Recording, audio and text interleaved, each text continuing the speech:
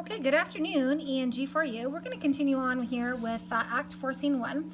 There are 7 scenes in this act. It's a long act, but each of the scenes is very, very quick, very short. And the reason for that is to try to maintain the thrust of things so that it doesn't get boring, right? So, and we're going to see that adds to the suspense, certainly. Gertrude reports Polonius's death to Claudius. She also follows through on her promise to Hamlet and confirms that he is mad. Remember, she promised Hamlet that she would not tell Claudius the truth, that Hamlet was just pretending to be mad. Claudius resolves to send Hamlet away to England immediately. He sends Rosencrantz and Guildenstern to recover Polonius's body and then departs with Gertrude to meet with their advisors. So he's going to talk to some advisors to see if they can do some damage control. Advisors will hopefully be able to help them with damage control, prevent the murder from negatively affecting their reputation. We're going to find that in Act 4, Scene 5, that it does affect their reputation. And again, they're very, very concerned with appearances. So again, Claudius asks Rosencrantz and Guildenstern to do his dirty work. Again, we see this reminiscent of a Machiavellian, way of looking at things. He delegates other people to do his dirty work. Go find the body, bring it to the chapel. Yeah. So Gertrude is going to not betray Hamlet's truth, but she is going to simply say that he is mad as the sea and wind when both contend. So here we have some imagery of the sea and the wind kind of battling it out, right? Very, very, very powerful. So she is going to say he is really powerfully mad. So, and we're not sure whether she believes it or not. So Act 4, Scene 1.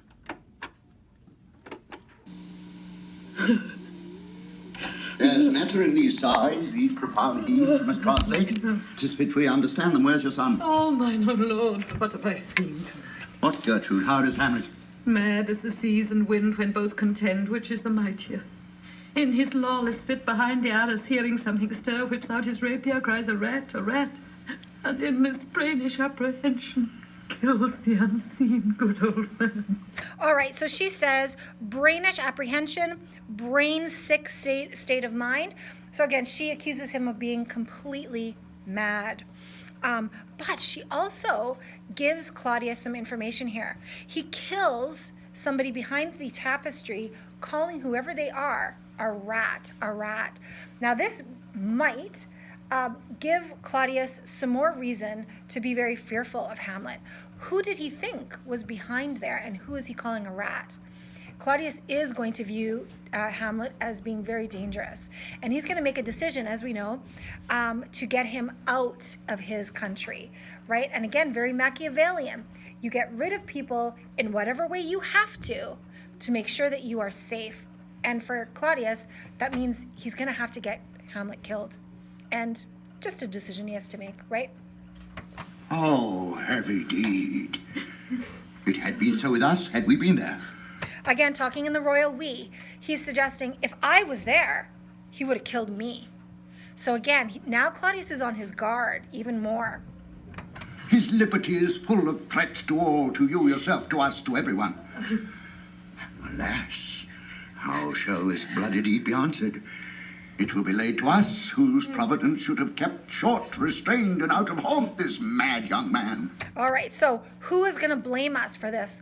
Or who is going to be blamed for this? He says the people are going to blame us. We should have kept Hamlet on a shorter leash, kept a better eye on him. But he's going to suggest that we were too much filled with love and concern for him to really keep an eye on him. The people are going to revolt against us. We need to go talk to our trusted advisors to see how we can do some damage control. And they are going to revolt against them. But so much was our love, we would not understand what was most fit, but like the owner of a foul disease, to keep it from divulging lets it feed, even on the pith of life. So here we have a reference to disease again, right? Theme of disease.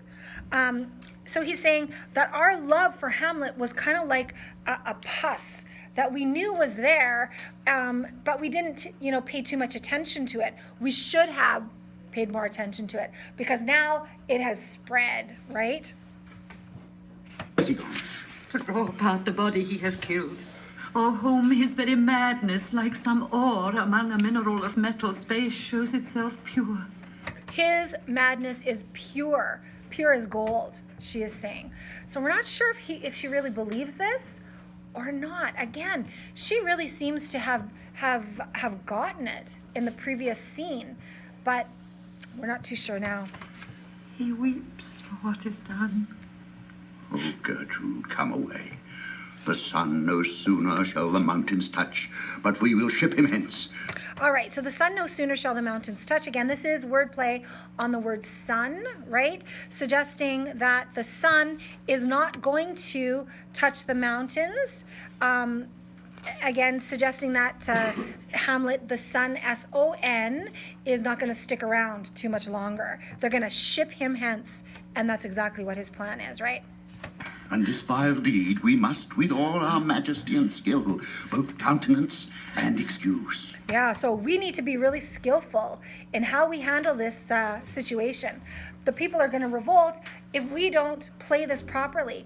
With Polonius dead, they're going to suggest that what they really need to do is have a private funeral, private burial for Polonius, so that they don't announce to everybody what's happened. They're fearful that they're going to get everybody impassioned about the innocent slaughtering of Polonius. So not really sure how to play this, right? So with both countenance and excuse, we have to sanction it, like say it wasn't right, but we also have to justify it in somehow. So we need to, be very, very careful in how we proceed with this. He is a man of action, though. He is going to do something which contrasts, again, Hamlet's inaction. Oh, Guildenstern. My lord? Friends both. Friends both. Yeah, right. Friends to the king, maybe, but they should be friends to Hamlet. Hamlet is going to take no mercy on them. He gave them an opportunity previously to come clean, and they didn't. So he believes they get whatever they have coming to them. Go join you with some further aid. Hamlet in madness had Polonius slain, and from his mother's closet hath he dragged him. Go seek him out, speak fair, and bring the body into the chapel. I pray you haste in this. Come, Gertrude. We'll call up our wisest friends to let them know both what we mean to do and what's untimely done. All right, so again, we're going to call on our closest advisors. We'll be able to figure out a plan to do some damage control. And then he says, this is untimely done, Polonius' death. But it's not true. He actually means the opposite. It's actually quite timely for Claudius in that now he has a reason to get Hamlet out of there. It's the perfect excuse, right? He can camouflage his true intentions for getting him out of there. Doesn't trust him. He now has the perfect excuse to send him off to England. He knows he can't be trusted. And Claudius is a man of action. He's not going to do it tomorrow. He's going to do it right now, tonight. So haply, Slander, whose whisper all the world's diameter, as level as the cannon to its blank transports his poison shot, may miss our name. I hope that we can escape blame for Polonius' murder. So we need to do some damage control, yep. And hit the woundless air. Oh, come away. My soul is full of discord and dismay. Which is BS. This is appearance versus reality. He's not full of discord and dismay. He is delighted that he has this opportunity to finally get rid of Hamlet. All right, let's take a look here at Act 4, Scene 2. This is a very, very short scene. The action is fast, and again, it keeps the pace of the play exciting. So, Rosencrantz and Guildenstern try to find out from Hamlet where Polonius' body is hidden. Hamlet refuses to tell them. When they say he must go with them to Claudius, Hamlet leads them on a chase. So essentially what Hamlet is doing here is he's again feigning madness. He's going to take them and play a little game of hide and seek with them. Again, he is disappointed and feels betrayed by Guildenstern and Rosencrantz. He has no empathy for them, and they deserve what they get. In other words, remember in a previous scene, he said, they are like their own bomb. They are going to blow up, and he doesn't care, right? What they have done is going to blow up in their faces, and they deserve it. All right. Let's keep going. Scene 2.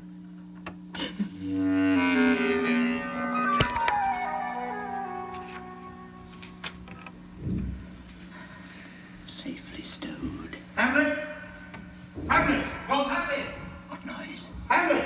Who calls on Hamlet? Here they come. What have you done, my lord, with the dead body?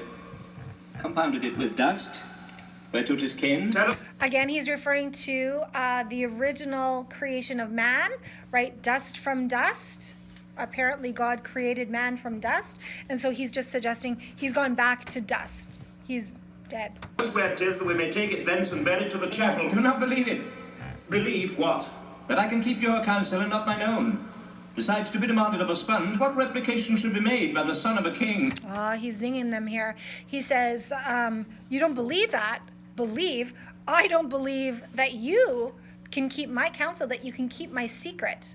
And again, this is a big zing. You should be my friends and keep my secrets, but you're not. So again, that I can keep your counsel and not mine own. Besides, to be demanded of a sponge. So he's calling them sponges. And think of the chain of being, right? Where would a sponge be located on that chain of being? Right at the very, very bottom, right? So he's calling them lowlifes, right? So certainly a zing. And then he's going to say that you are like sponges. You just do whatever my uncle asks you to do. And he treats you actually like you're just nuts in his mouth. And then he's just going to do away with you whenever he wants. Take you me for a sponge, my lord? Aye, sir, that soaks up the king's countenance, his rewards, his authorities. But such officers do the king best service in the end. He keeps them like an ape in the corner of his jaw, first mouthed, to be last swallowed. And when he needs what you have gleaned, it is but squeezing you, and sponge, you shall be dry again. I understand you not, man. So in other words, they're like puppets for the king. You think you are doing the king great favors, but in the end, you're actually only like puppets to him, right? He squeezes information out of you, and then you are ready to soak up some more information for him, right? And then Rosencrantz is going to say, I just don't understand what you're talking about. How am I a sponge? And then Hamlet's going to say, I'm glad that you don't understand. A wicked speech sleeps in a foolish ear. So in other words, he's saying, my wicked speech about you, what I'm saying, that I'm calling you something wicked, falls on deaf ears because you guys are so dumb, right? Foolish ears. You're too dumb to know what I'm talking about. All you care about is the king, the king. You're supposed to be my friends. Glad of it. A knavish speech sleeps in a foolish ear. My lord, you must tell us where the body is and go with us to the king. The body is with the king, but the king is not with the body. The king is a thing. A thing, my lord. Of nothing. All right, let's take a look at the annotation here. This statement could be taken as an expression of Hamlet's madness. As well, Hamlet could mean that Polonius's body is with old King Hamlet. Okay, but that King Claudius is not yet dead. So the body is with the king, Hamlet, but the king, Claudius, is not with the body. The king is a thing of nothing, calling Claudius nothing. He's not a real king. Bring me to him. Hide, fox, and all after. All right, hide and seek. They're playing hide and seek. All right, Act 4, Scene 3. In this scene, Hamlet is brought before Claudius and eventually does reveal where Polonius's body is hidden. Claudius informs Hamlet that he must go to England for his own safety. Once Claudius is alone, he reveals his plan to send the King of England a letter containing instructions to kill Hamlet. Again, very Machiavellian, as soon as he reaches England. All right, so it makes more sense now that Hamlet has killed Polonius, because it is more logical to send him away, right? For his own good, Hamlet consents, right? So the king tells Rosencrantz and Guildenstern that they must set sail tonight. He has sent papers with Rosencrantz and Guildenstern that reveal the order for Hamlet's death. Because Denmark and England, they had a little bit of an agreement where Denmark would protect England in war. And so England owes Denmark a favor. And so King Claudius is going to say, he's going to call in that favor, and he's going to say, England, you better do what I tell you to do. I order it. Or else, if you know what's good for you, you better follow my instructions to you. So we see some more character delineation of Claudius and his rationale. He's very opportunistic, right? He uses Polonius's death as an excuse to send Hamlet away. In this scene, we also see the theme sanity versus madness, in that he is afraid that he is losing his own mind a little bit, and that he knows he needs to get Hamlet out of there before he does, so that he can maintain control and appear very, very in control. Okay, let's keep going here.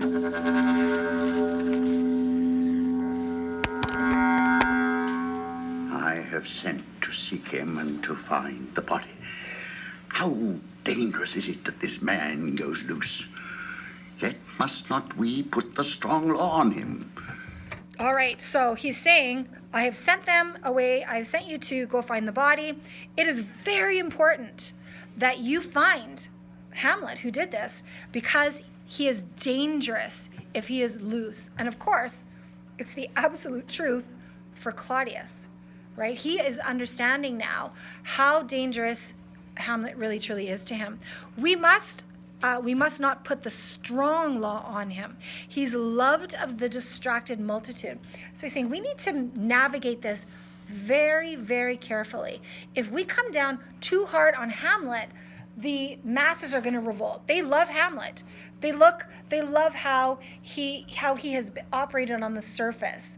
And essentially here, Claudius is calling the people dumb, right? That they are judging just by the appearance of things, which is, of course, the opposite, because he, of course, is the person who is operating by hiding appearances. Well, I suppose Hamlet is doing that too. Okay, so he's going to say the masses, the distracted multitude, the irrational public, who like not in their judgment but their eyes, and where 'tis so the offender's scourge is weighed, but never the offense. So they'll never, ever truly be able to hold Hamlet accountable because they love him, right? So he says, I need to navigate this very, very carefully. He says, again, that Hamlet is like a disease who is growing, but that he needs to have a quick remedy. So again, acting swiftly. He is loved of the distracted multitude who like not in their judgment but their eyes. And where 'tis so, the offender's scourge is weighed, but never the offense. To bear all smooth and even, and the sudden sending him away must seem deliberate pause.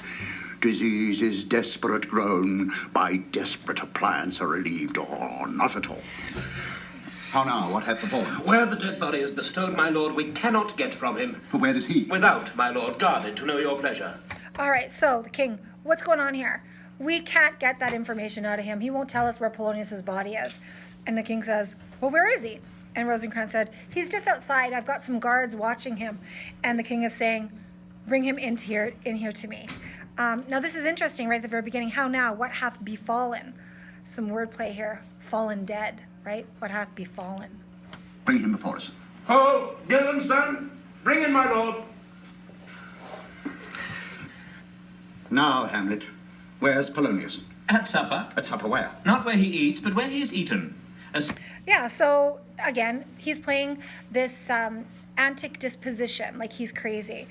Polonius is at supper, not the supper where he eats, but where he is eaten by the worms, right?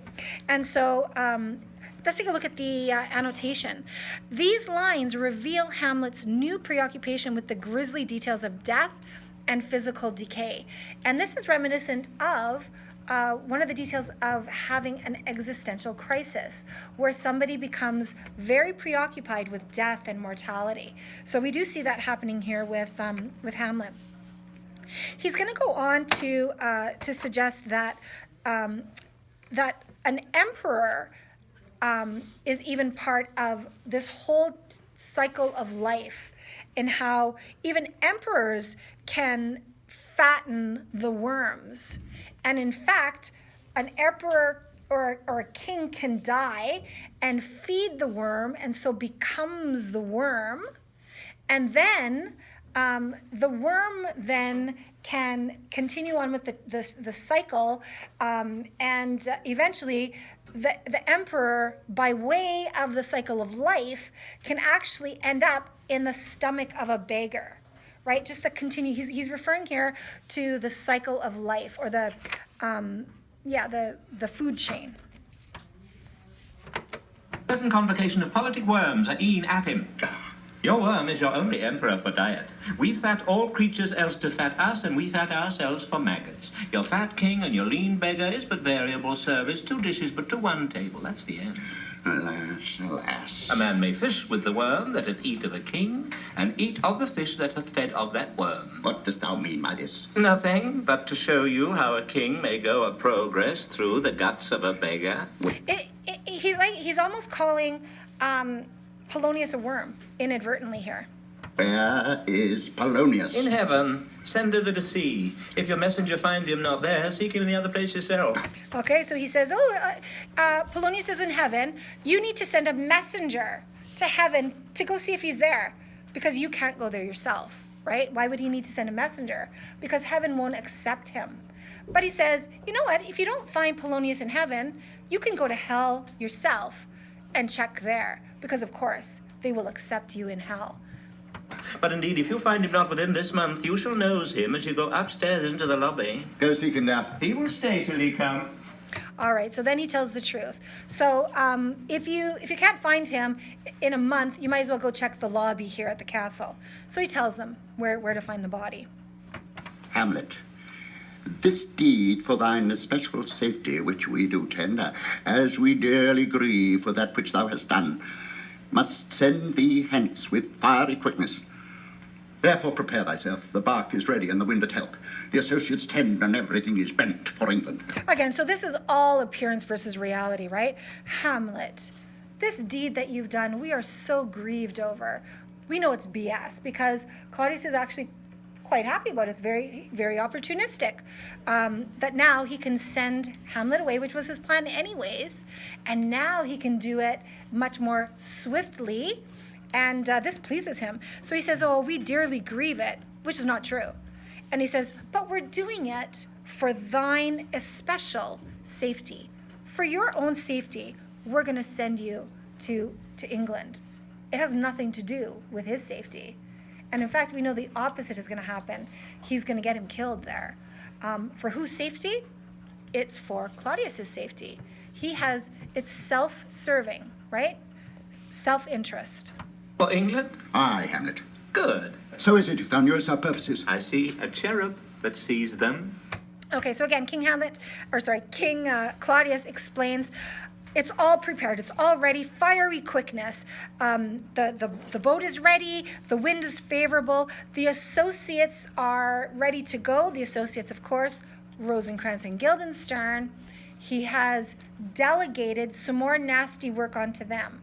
We know from the documentary yesterday that is very Machiavellian, right? You delegate the dirty work, and that's exactly what he's going to do here. Delegate some dirty work onto them, and the king is going to come out like smelling like a rose, right? Even though it's all Claudius, all of it.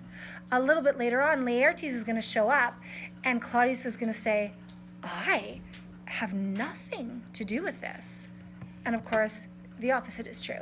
Claudius has everything to do with it, everything. But come, for England.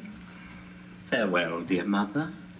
Thy loving father, Hamlet. My mother. Father and mother is man and wife. Man and wife is one flesh. And so, my mother. Zing to Claudius, right? So he says, all right, I'm off to England. And he says, goodbye, mother. And the king says, hey, what about me? Like, I'm your caring, loving father, uncle, right? And he says, actually, my mother is married to my father. They are one body, and as defined by the church. And so I'm just going to say goodbye to my mom, right? You're not really my father. It's definitely a zing. So Hamlet then leaves. The king is then going to instruct Rosencrantz and Guildenstern, his two little puppets here, follow him closely and get him on board very quickly, like man of action. Delay it not. I'll have him hence tonight. This is all happening now, tonight, ASAP. Come, for England. Follow him at foot. Tempt him with speed aboard. Delay it not, I'll have him hence tonight. Away, for everything is sealed and done that else leans on the affair. Pray. All right, so he's talking about everything is sealed and done. Yeah, all the plans for the boat leaving. But in addition to that, he's also referring to a letter that has been sealed. And we know what that letter contains. It's instructions to England. And he's going to talk about that in this next little soliloquy. Rosencrantz and Guildenstern are going to leave, leaving the king alone to express his inner desires. And he's going to explain how England owes him a favor having to do with war and Denmark's sword protecting England, and that England better come through on this if they know what's good for them. You make haste. And England, if my love thou hold'st adored, as my great power thereof may give thee sense, since yet thy cicatrice looks raw and red after the Danish sword, and thy free oar pays homage to us, thou mayst not coldly accept our sovereign process. Yeah, don't look indifferently on this request if you know what's good for you, right? And then he's going to say, by letters conjuring to this effect the present death of Hamlet. So he comes clean. He says, the letters I'm going to send you are going to demand that you kill Hamlet, and you better do it if you know what's good for you. Which imports at full by letters conjuring to that effect the present death of Hamlet. Do it, England, for like the hectic in my blood he rages, and thou must cure me till I know 'tis done, howe'er my haps, my joys whene'er begun. All right. So again, we have reference to the theme of disease. He says, Hamlet is like a hectic, like a fever in my blood. He's like a disease. He's like a fever in my blood. And you are the cure, England. You can cure it by getting rid of him once and for all. And then he says, until I know it's done, however it happens, until it happens, I won't be happy. My joys were never begun. So, until he is killed, it will be like my true happiness never began. In other words, I will only be truly happy when Hamlet is dead and my murderous secret is completely safe. Yeah. All right. So let's get right into Act 4, Scene 4. In this scene, the outdoor scene takes place as Hamlet and Rosencrantz and Guildenstern are about to embark the boat for England. On a plain near the seashore, Fortinbras and his army walk by. One of Fortinbras's captains tells Hamlet about their military campaign, in which thousands of soldiers have died to protect Norway's honor. Hamlet is deeply moved, and in a soliloquy, he criticizes his own inaction. And we've seen this before. This is not the first time that he's criticized himself for inaction by comparing himself to Fortinbras. So again, man of action, young Fortinbras, compared with Hamlet, man of inaction. They are both princes of fathers murdered, fathers killed, right? Except for one prince fights for honor swiftly, and the other one only makes promises that he's going to do so swiftly, but really doesn't. So, Fortinbras goes to war over a useless piece of land in Poland. And this is important because what they're fighting for actually isn't even worth very much. But because Norway's honor is at stake here, like 20,000 soldiers are willing to give up their lives, and thousands have already died for this little piece of land. And this is going to move Hamlet to compare that to himself. Like, these soldiers are willing to give up their lives for Norway's honor, yet I have a more worthy plight, and I can't even fulfill it. He said, and then this is going to prompt him to resolve to get this bloody deed done. So, to get revenge. Okay, so meeting the captain is going to result with renewed resolution that from this moment on, my thoughts be bloody or be nothing worth. So again, he's saying here, I'm going to get more Machiavellian so that I can get this done, so that I can be honorable like young Fortinbras. He is paying young Fortinbras a huge compliment here, for sure. So again, Fortinbras inspires Hamlet to get back on track. And he has needed these reminders the whole time. He gets off track so easily, right? Okay, so let's get right into scene 4 right here. A plain in Denmark, enter Fortinbras and forces marching. So right at the very beginning here, we're going to see Fortinbras, the Prince Fortinbras, tell a captain. He's going to say, all right, we're now here in Denmark. Go to the king, captain, and tell them that we have arrived. Tell him that we've arrived, and that we have his license, we have his permission to be here, and that we're just carrying out the promise that we made, that all we're going to do is purvey over your kingdom, and the rendezvous is with Poland. We're on our way to Poland. But if you would like, we'll come in and pay our respects. But what we'd like to do is just travel through your country on our way to Poland.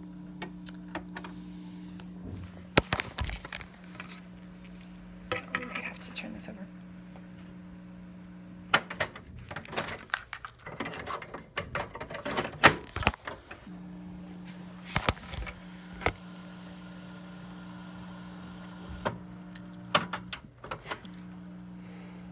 And again, he expresses that he will cause no harm. They have promised to cause no harm.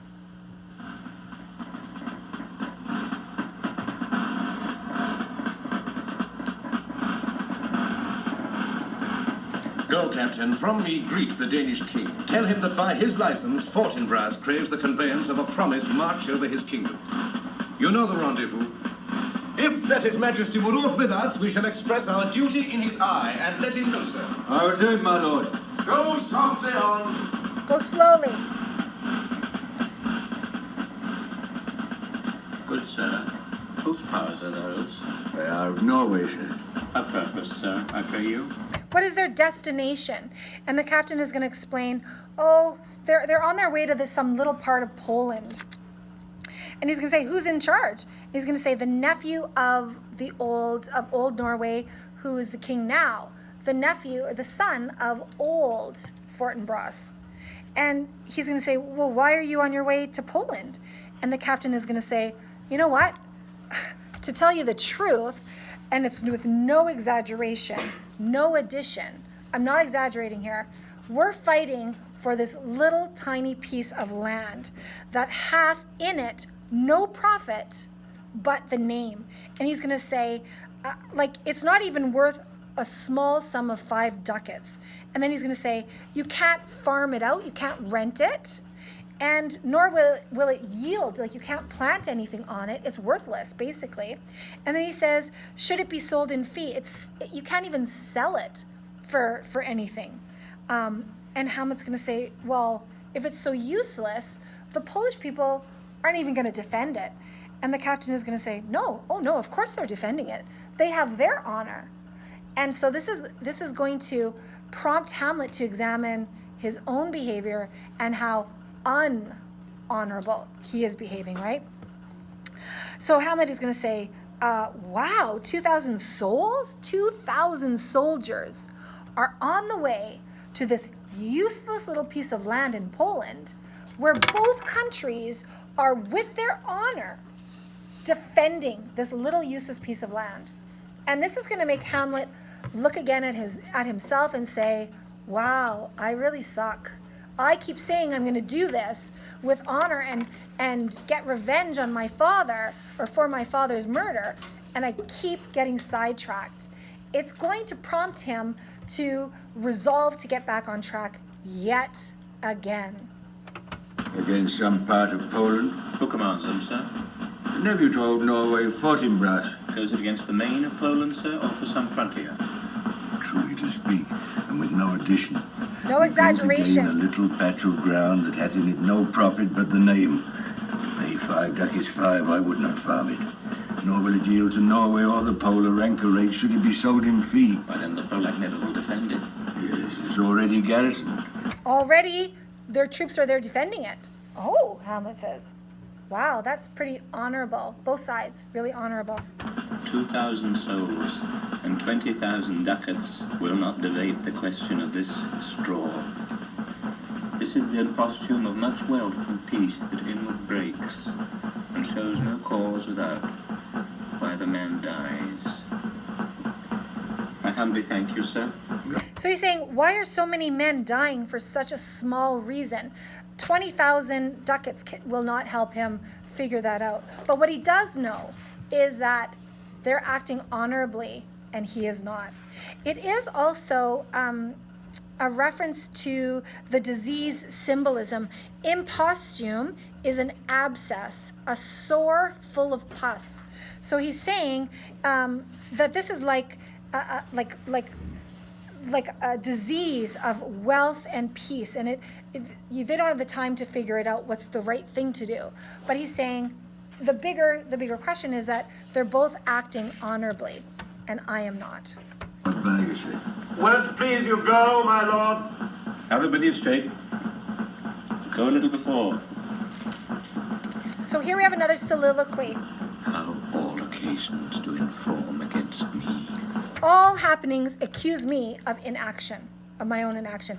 Everywhere I look, it's like a mirror of my own inaction and my dull revenge. Dull, of course, because he's not doing it very quickly, right? Then he's going to get into a contemplation. What is a man? And he's going to suggest, to be a man, you must not be lazy like I'm being, right? And in fact, if you are lazy in doing what you say you're going to do, you're more of an animal than you are a man. You're more of a beast than a man. And of course here he's talking about the chain of being, right? That animals are lower than man. So we're lower. So he's calling himself a beast, an animal. Like the way I'm acting is lower than a human would act. And then he's going to explain that God gave me the intelligence to figure these things out, to act swiftly and to do the right thing. But if you don't use your intelligence to figure things out, then your brain just turns to mush, to fust in us unused. So it becomes moldy because it's unused. In other words, your brain turns to mush. He's saying, I'm not using my brain here. I'm just getting on a boat and going to England. I need to use my brain and figure out this plan. And spur my dull revenge. What is a man if his chief good and market of his time be but to sleep and feed? Lazy. A beast no more. Sure he that made us with such large discourse, looking before and after, gave us not that capability and godlike reason to fust in us unused. Now whether it be bestial oblivion, or some craven scruple of thinking too precisely on the event, a thought which quartered hath but one part wisdom, and ever 3 parts coward, I do not know why yet I live to say there's things to do. Again, he's coming down hard on himself. He's saying, look, I don't know whether it's because I'm like animal-like forgetfulness, or if I'm just craven scruple, a coward, or that I'm just thinking too precisely on the event. I'm thinking too much, right? Detailitis, thinking too much. I don't know why it is that I keep having to say this thing's to do instead of I'm going to do it right now. I have to do this thing, right? So he's coming down hard on himself. I am a man of inaction. I am a lazy beast coward, in other words. I suck. Sith I have cause and will and strength and means to do it. Examples gross as earth exalt me. Witness this army of such mass and charge, led by a delicate and tender prince, whose spirit with divine ambition puffed, makes mouths at the invisible event, exposing what is mortal and unsure to all that fortune, death, and danger dare, even for an eggshell. Okay, he's saying, I have the means to make my revenge happen, yet I don't do it.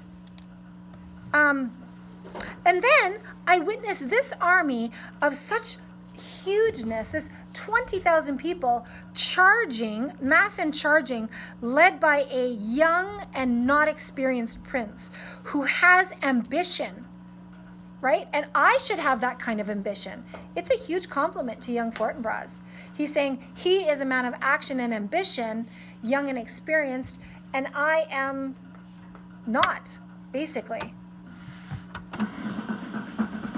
Rightly to be great is not to stir without great argument, but greatly to find quarrel in a straw when honor's at the stake. Okay, so again, let's take a look at the annotation here.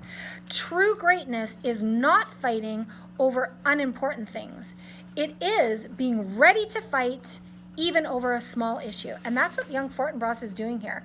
They are all ready to fight. 20,000 Norwegians ready to fight for honor.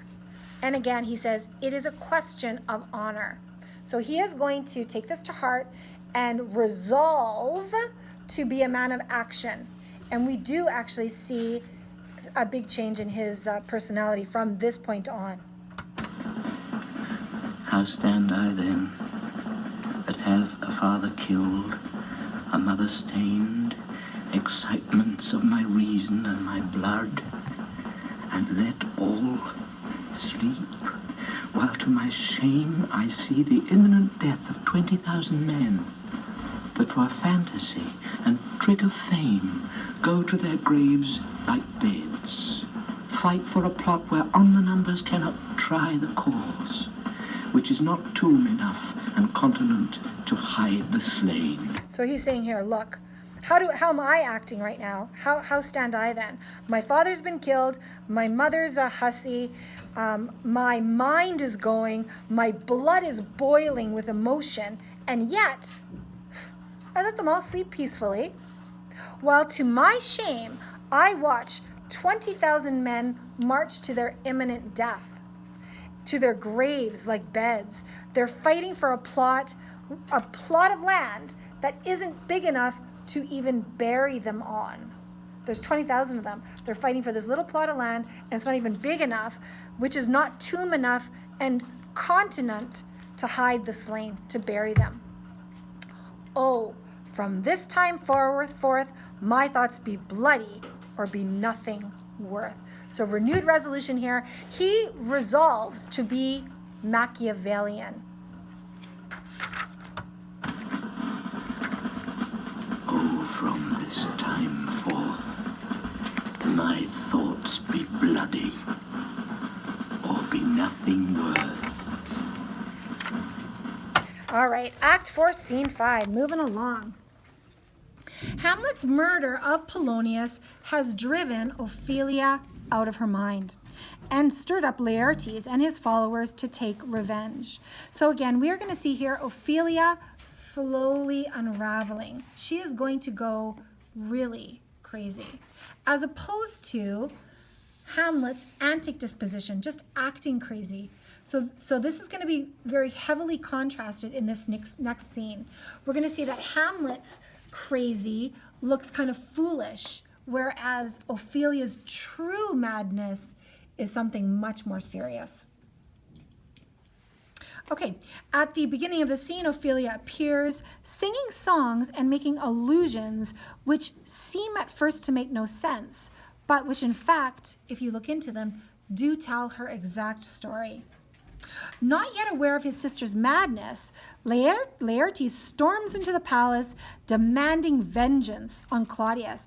Again, we see here that he is a man of action, and we call these characters foils. And they are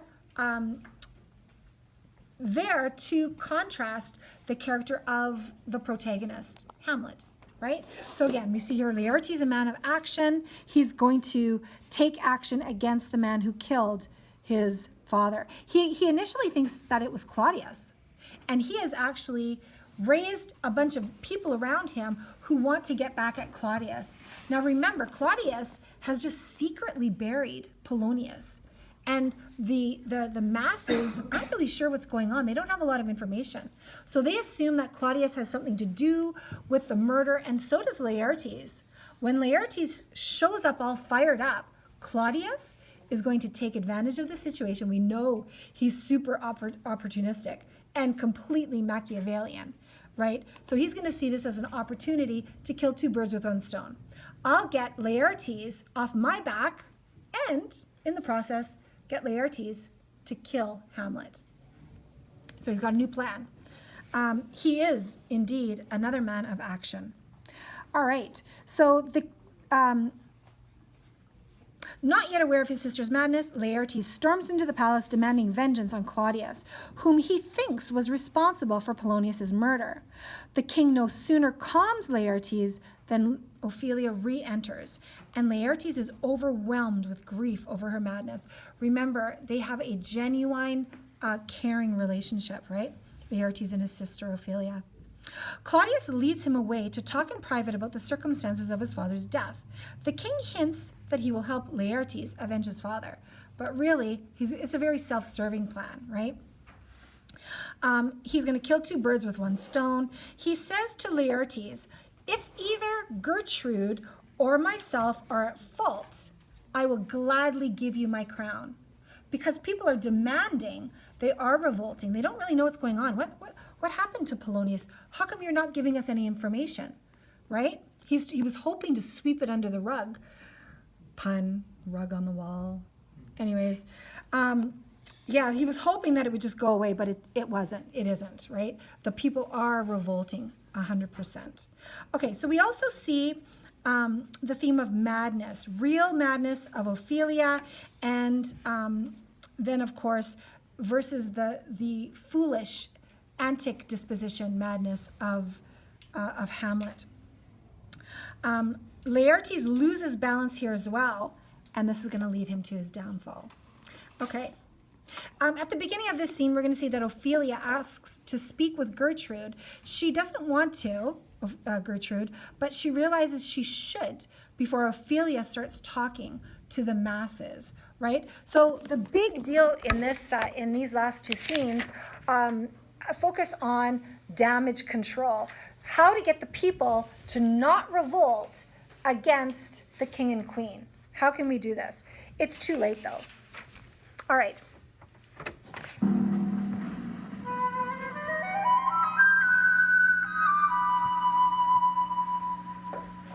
I will not speak with her. She is importunate.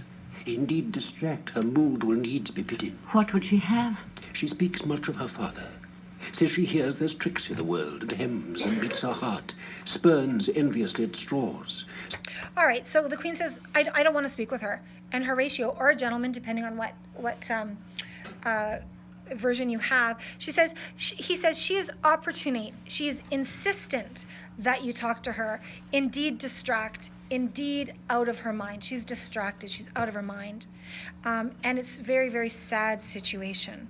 And then he goes on to explain, she's speaking a lot about her father, and she gets really upset about easy, small things, envious at straws, upset about small things. She seems to speak about things without meaning, but you'd better talk to her before she gets out into the community, and then she's talking this crazy talk, and people start to imagine or make up what she means, right? So that they don't have to guess at the meaning of her ramblings. We want to make sure that people don't revolt. So the queen gets it. Okay, I'll talk to Ophelia, so that she doesn't go outside and talk to other people about this. Horatio is going to go on and say that she keeps talking about great misfortune in her life, and you don't want her going outside and talking about that to other people, because that'll rile them up. Like, oh, look at poor Ophelia, she's been wronged. Okay. Speaks things in doubt that carry but half sense. Her speech is nothing, yet the unshaped use of it doth move the hearers to collection. They aim at it and botch the words up fit to their own thoughts. Yeah, they're guessing at the meaning of her ramblings. Which as her winks and nods and gestures yield them, indeed would make one think there might be thought, though nothing sure, yet much unhappily. 'Twere good she was spoken with, for she may strew dangerous conjectures in ill-breeding minds. Let her come in. To my sick soul, a sin's true nature is, each toy seems prologue to some greater miss. All right, and this is very true that the queen is speaking here. She says, my soul is sick with the original sin, like as with original sin, which again is like a bit of a reference to the disease symbolism. Each toy seems prologue to some great amiss. Every small event seems to hint at some greater disaster. Yeah. So full of artless jealousy is guilt, it spills itself in fearing to be spilled. Where is the beauteous majesty of Denmark? How now, Ophelia? How should I your true love know from another one? By his cockle hat and star, Alas, sweet and lady, his sandal shoes. what imports? All right, let's read the annotation here. A cockle hat represents a pilgrim. A lover might describe himself as a pilgrim worshiping his lady. And so she's talking here about Hamlet. From this point forward, though, sometimes she'll talk about Hamlet, and then sometimes she'll be talking about her father. There's no real rhyme or reason to it, right? She's unraveling. And sometimes she's talking about both of them. So right now, though, she is talking about Hamlet, about how should I know that a true lover is real from somebody who isn't, right?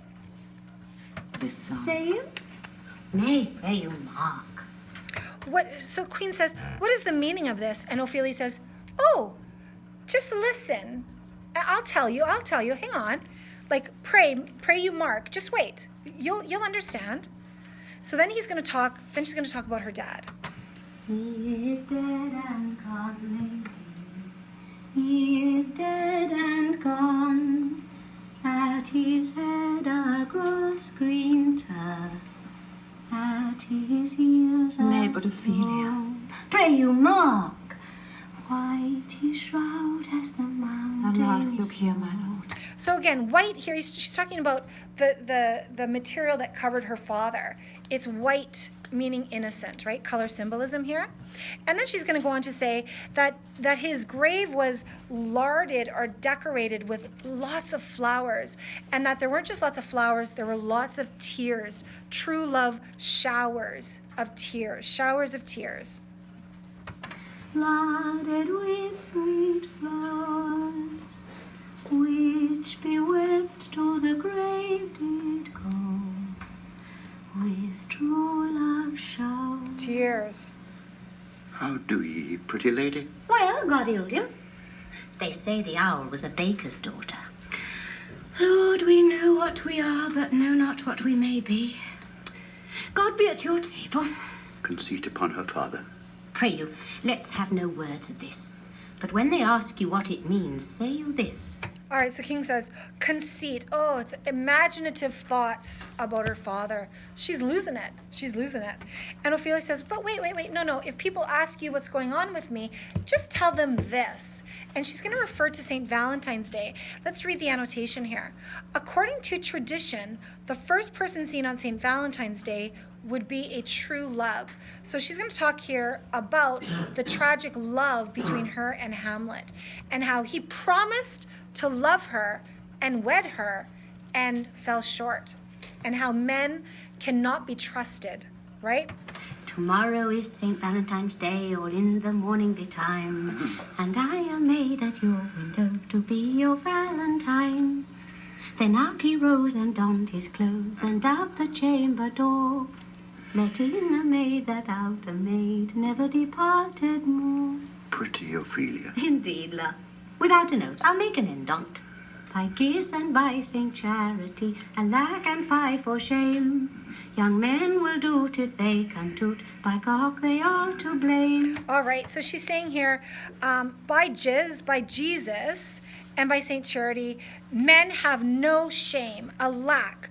They will seduce maidens if they feel like it. No promise of love to be kept. And then she says, by cock, by the rooster, they are to blame. But yes, there is definitely a pun on that word that I'm not going to say. So young men will seduce maidens, and there is sexual innuendo for sure. And then she says, quoth she, before you tumbled me, before you made love to me, you promised me to wed, but you never kept your promise. So she's unraveling here about her father's death and about Hamlet's lack of following through on his promises.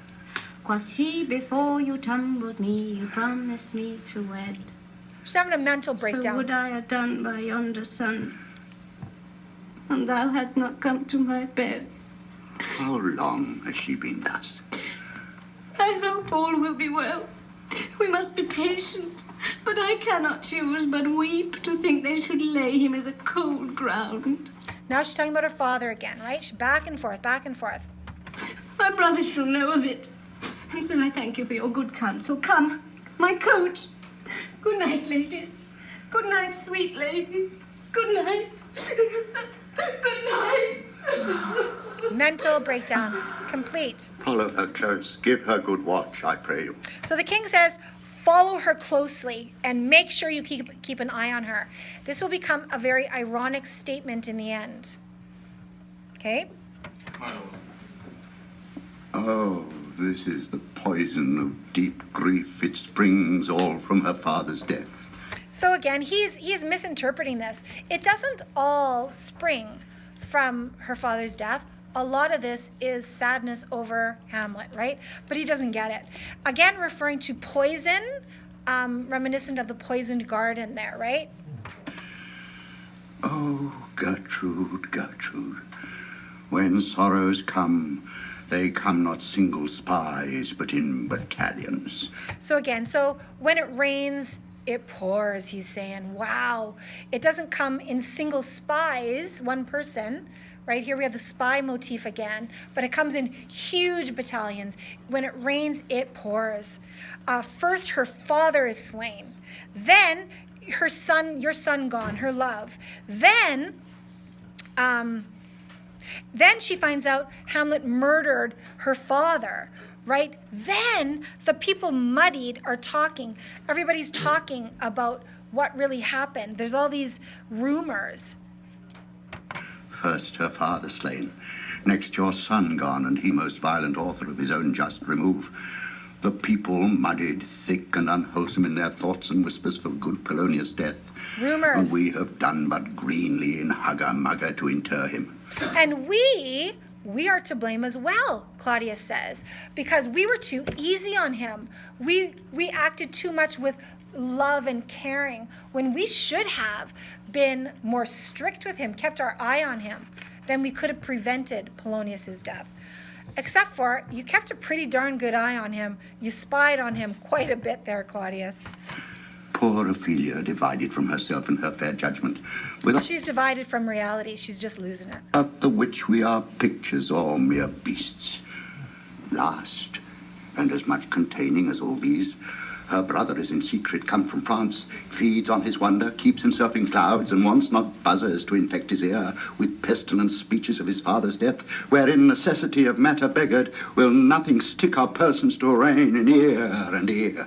All right, so he explains to Gertrude, this is the latest. Laertes, it's rumored, he's come back from France, and he wants to know the real truth about why his father is dead. He doesn't want to listen to buzzers, gossip that infect his ear. He's going to keep himself in the clouds. He's rising above all of the gossip because he wants to know the real truth.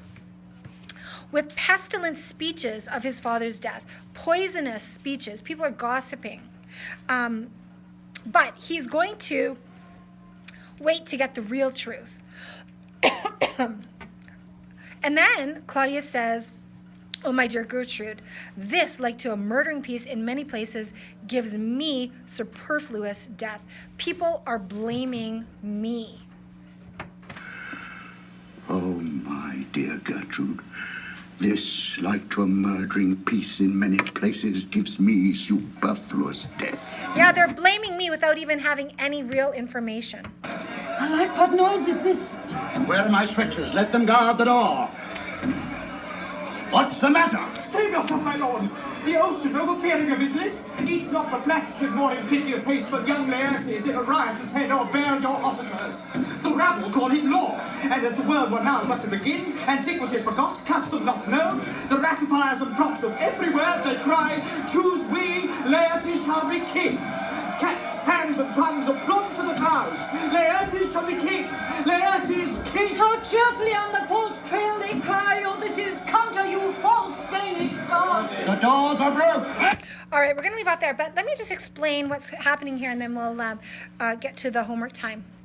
So, a gentleman arrives in the court and says, save yourselves, the ocean overpeering of its list, so here we have imagery, eats not the flats with more impetuous haste. So the ocean has rushing on, is attacking the castle, in other words, right?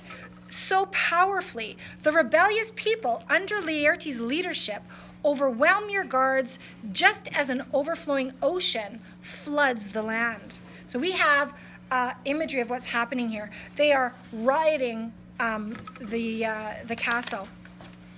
In addition to that, they want to depose King Claudius, get him off of there, and these masses of people who don't really know what's going on, they want Claudius out of there, and they want to put Laertes on the throne.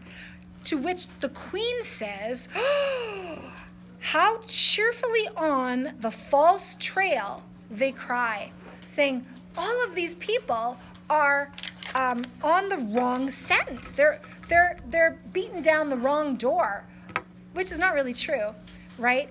She's defending Claudius. So we have to wonder, does she even believe her son that Claudius even killed her last husband? It's all up in the air here. So she says the masses are like hounds, like dogs, following the wrong scent. They are wrongly accusing Claudius.